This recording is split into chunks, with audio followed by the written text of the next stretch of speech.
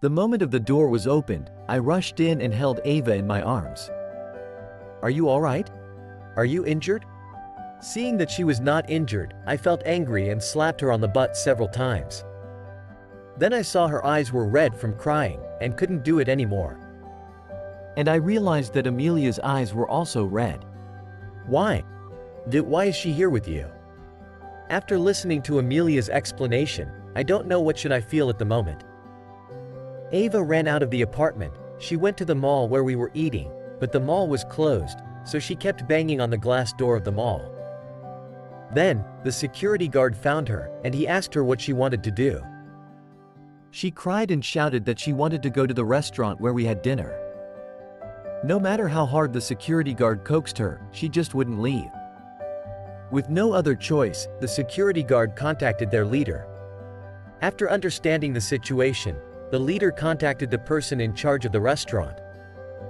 Ava told the person in charge that she wanted to find the lady who was having dinner here tonight. Fortunately, Amelia left her phone number when she booked the table, and the restaurant contacted Amelia and asked her to pick up Ava. Ava cried loudly when she saw Amelia, saying that she was lying to Amelia, that I was not her father, and begging Amelia to reconcile with me quickly. She was so afraid that I remained silent when I came home. If Amelia was with me, she would definitely behave herself and never call me daddy again. She looked at me with a hateful look, and I knew that she had misunderstood that I asked Ava to do this. In her mind, I was just a scumbag who let his daughter cry and begged her to get back to me together. There is really no way to explain this matter at this point. I'm sorry for causing you trouble. Thank you. Thank you for helping me find Ava. After saying this, I take Ava and left Amelia's home. When I got downstairs, I looked back at her apartment and saw her standing on the balcony, watching me and Ava. As for Ava, she really stopped calling me daddy since that day. "Uncle John, I want to go to the orphanage." The potatoes that hadn't reached my mouth fell to the ground. "Are you sure?" She nodded. I took a few bites of rice, and this was actually the best solution. I can go to the police station to report Ava's mother missing, and then send the child to an orphanage. Ava can receive better care there than I do here, and it's safer and better for her. "Do you really want to go to the orphanage?" She nodded again, her tears like broken beads, but she didn't cry out. I touched her head. "In fact, I don't want to let her go, but this would be the best for both of us. Especially now that she has proposed that she want to go to the orphanage, it further reduces my psychological burden." I packed up all the things she used and the toys she liked, and went to the supermarket to buy her lots of candies. Then she was handed over to the orphanage teacher. When I came out of the orphanage, I wanted to take one last look at her. "Ava." I called her, but she didn't look back. The teacher stopped and motioned Ava to look back at me, but she still didn't look back. I smiled awkwardly at the teacher and left. The poker room is closed for now, and I have no mood of opening it. I just drink every day, sleep when I'm drunk, and drink again when I wake up. Ava was no longer in the corner where she often played, and the cry of, "Daddy, Daddy," was no longer in my ears.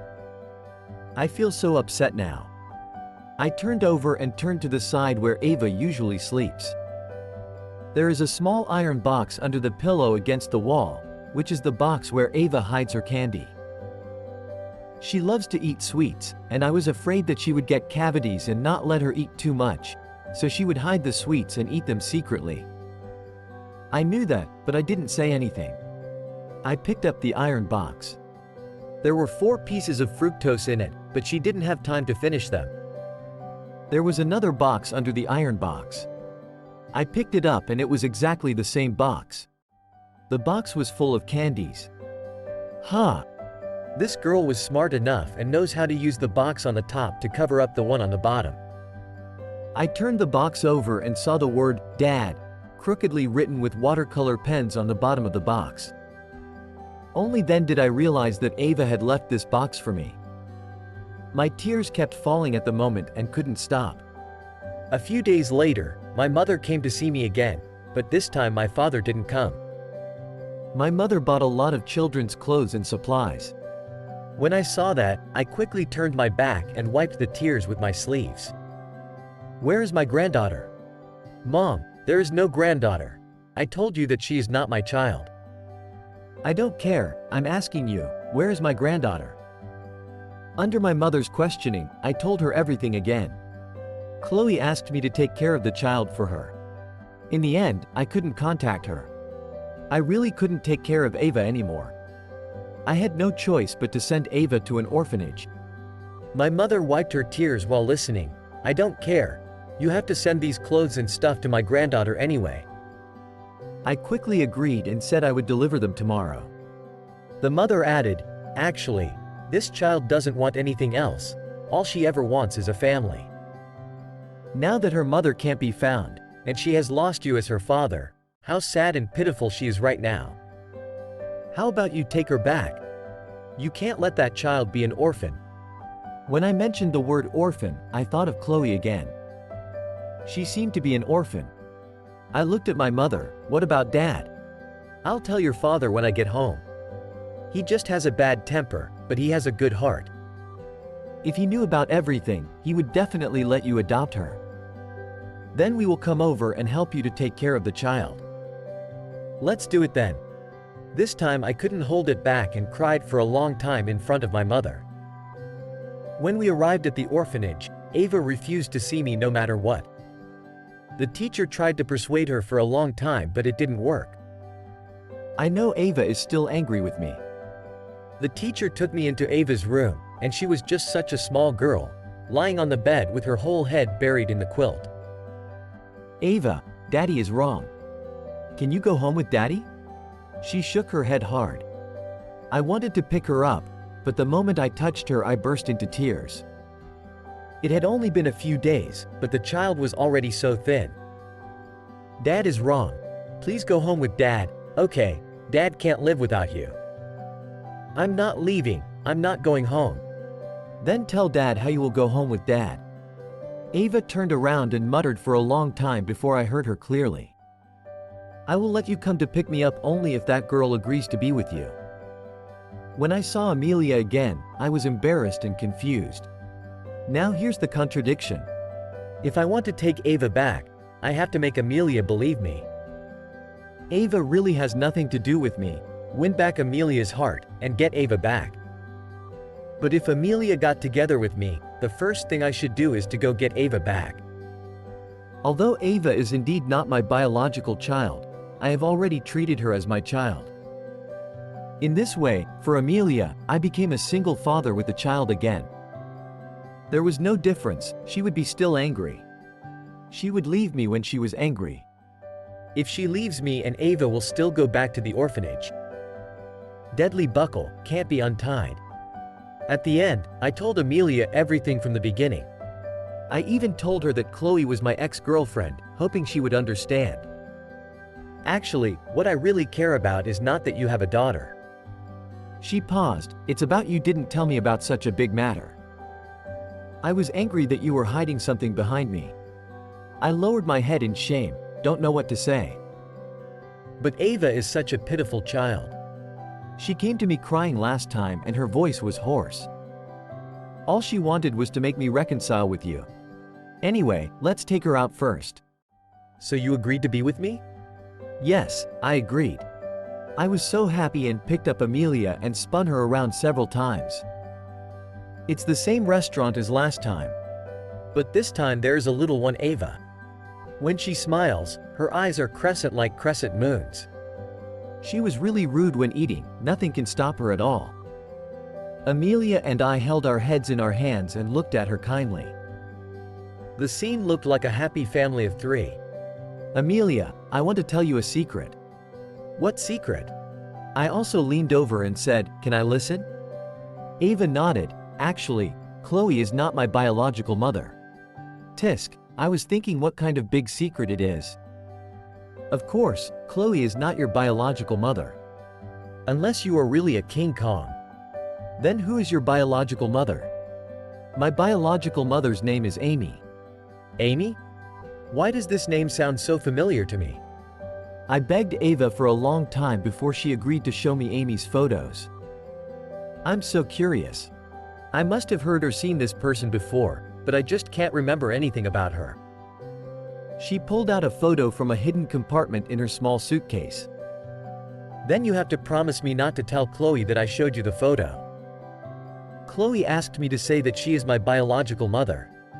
Amelia and I looked at each other and said, okay. Ava checked with us again, don't lie to me. Chloe said that my father will only want me if I say that I am her daughter.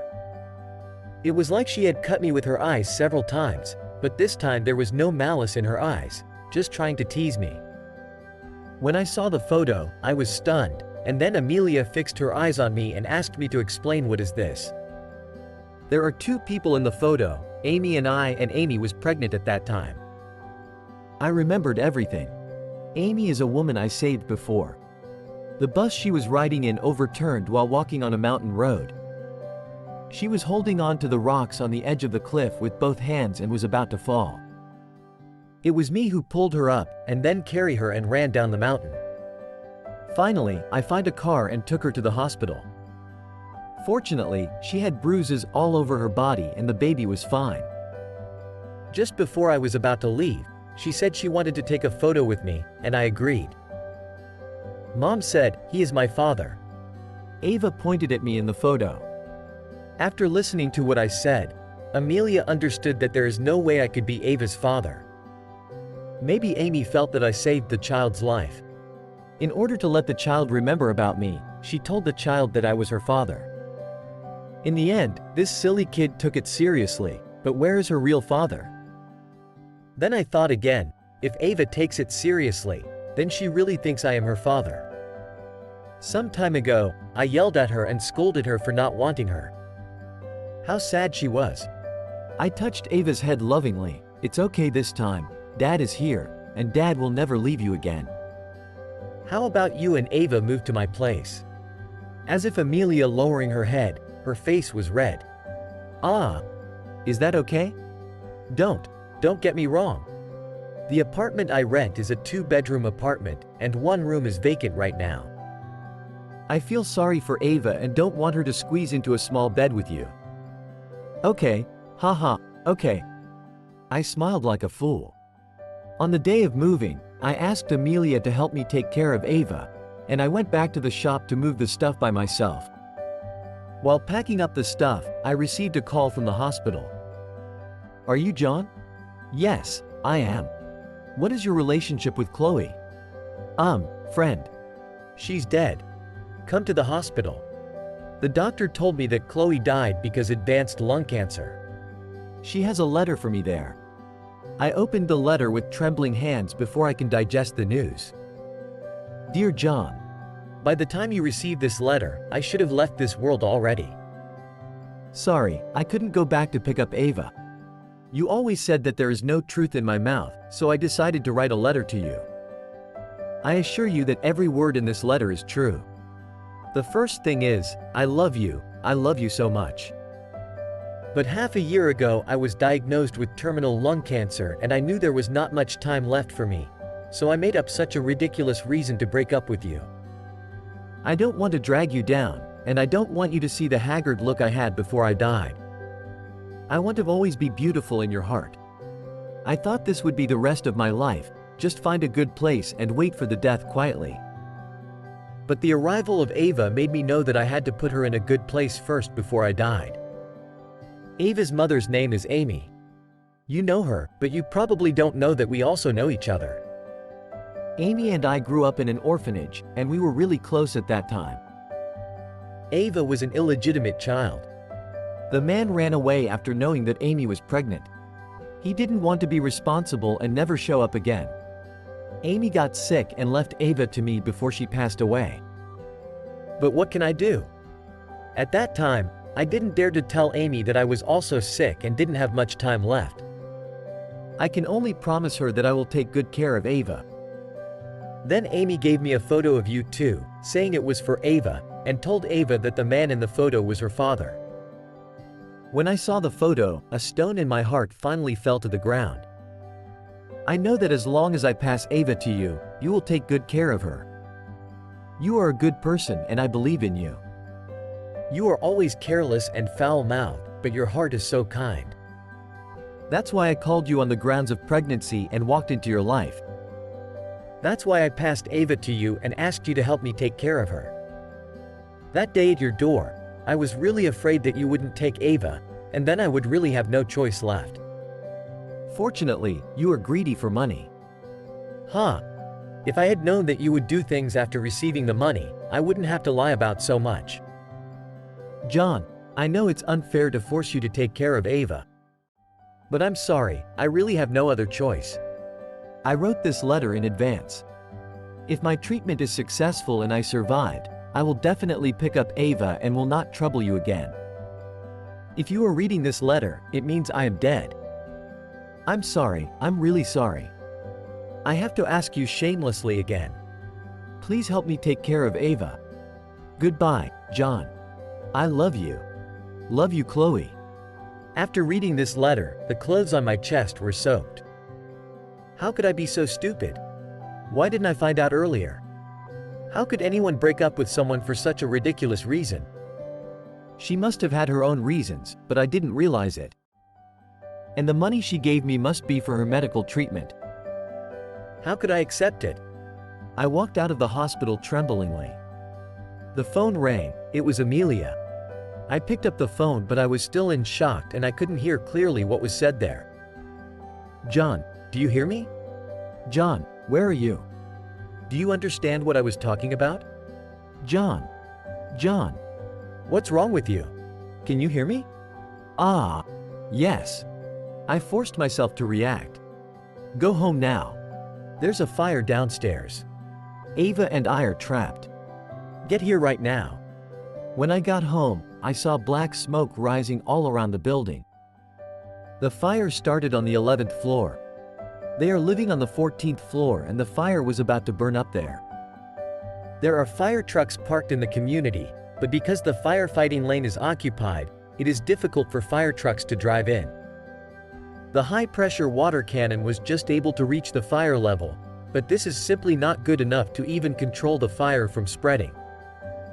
I looked at the flames soaring into the sky, my legs softened, and I fell directly to the ground.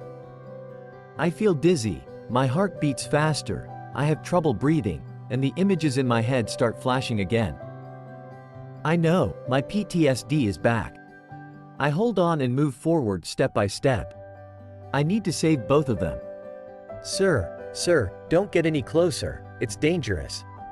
A firefighter stopped me.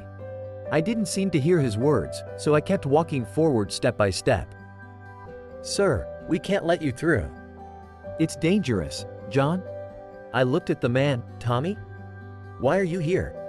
No time to explain, give me a set of equipment. No, this is definitely not going to work. John, you have to believe us. I pointed to the top of the building and said with a choked voice, my daughter and my girlfriend are all up there. Just give me a set of equipment and let me rescue them. No, definitely not. Give them to me. I yelled at Tommy. No, you have PTSD. I don't give a fuck. I used to be a firefighter too. Give them to me right now. Tommy was a subordinate under me. I used to be his captain. He looked at the others working busy, and realized that there were indeed not enough people. All right then, but you have to stay with me all the time. I will go with you, and you can't be separated from me. The sky was full of firelight, and the heat swept through the insulating clothing and crazily swept over me. When we reached the 13th floor, a man was crying for help and the voice came from behind the door. You go rescue that guy first. I will keep going up. No, you promised not to separate from me. You go rescue that guy right now, and I'll go upstairs to continue the search and rescue, do you understand? Then I'll accompany you to the 14th floor to rescue others first. I pushed him hard and said, you are a fucking firefighter. You save the people closest to you. Do you really want me to lecture you right here? But you. Stop fucking being a bitch, there will be no one left to rescue if you keep bitching. I'll help you as soon as I can then. I forced myself to climb to the 14th floor. I didn't even know how I got there. The main burning point is still on the 13th floor, but the fire spreads quickly and will burn up here soon. I was holding onto the wall, covered in cold sweat on my face. I needed to overcome great fear before I could move forward. But I know I have to save them, I can't let anyone down. And there is no way I could let Amelia and Ava disappear like this. The moment I opened the door, with a boom, the fire spread out directly. The chandelier on the ceiling fell, separating Ava and Amelia. Daddy, Daddy, I'm scared. Daddy, help me. Is that you, John? Is that you? As more debris fell, they were completely separated by the flames. The one near the front door is Ava, and the one near the bedroom is Amelia. I suppressed the fear in my heart, and my brain was working rapidly, analyzing the situation in front of me. If I rescue Ava first and then come back, I may not be able to save Amelia in time. If I rescue Amelia and take Ava out, the three of us won't be easy to get out. Dad, save me. John, save the child first, do you hear me? Save Ava first. What should I do? Which one should I choose? The tears were evaporated by the terrifying heat as soon as they came out, and the surrounding flames continued to erode my mind. The buildings around me changed. I'm not at home, I'm in another fireplace. At that time, I was still a captain. The woman was burned until her whole body was on fire. My insulating suit has also been burned and leaked a long time ago. I wanted to save her, but she tried to hide. That woman was afraid that the flames on her body would hurt me, and she was also afraid that I would lose my life because of trying to save her. She was just hiding like that. I told her not to move, but she didn't listen. There was no place to hide anymore, then she jumped out of the window directly. Since then, I have suffered from severe post-traumatic stress disorder. I became afraid of fire and I couldn't be a firefighter anymore. Now in front of my eyes, it seems like Amelia is that woman.